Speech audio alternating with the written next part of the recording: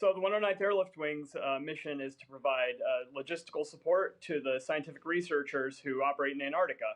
A lot of people don't know, but the United States Antarctic Program operates a research station in McMurdo, which is on the coast of Antarctica, as well as right at the South Pole. And part of our job is to ferry supplies from the base in New Zealand down to the Antarctic base at McMurdo. And then once we get to McMurdo, we're ferrying supplies for the scientists as well as the scientists themselves to their research stations, both at the South Pole and elsewhere around the continent of Antarctica.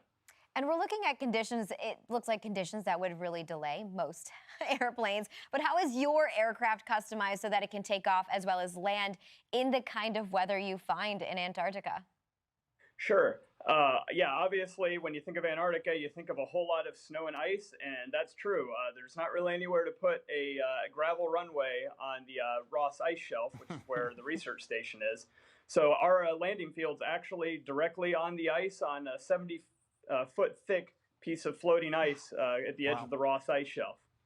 That is wild. I mean, gosh, it almost looks like a penguin sliding on its belly down a hill there. Have you ever had bad conditions? You know, bad conditions that were so bad you couldn't land?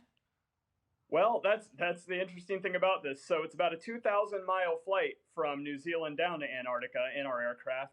And we only have enough fuel for a one-way trip. So regardless of what the weather is, we have to land. Wow. In fact, actually, several years ago, it was only my second landing ever on the continent.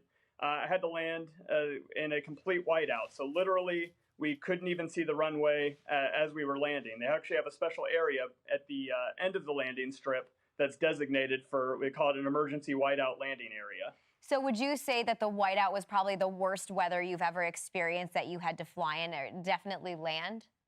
Oh, 100%. Literally, we were on the ground and you couldn't even see the ground, and you were touching on it. So it was certainly one of the hairier moments I've ever had in my flying career. Wait, so if everything was white all around you, how did you even know where that designated area was? At that point, was it just all up to like coordinates?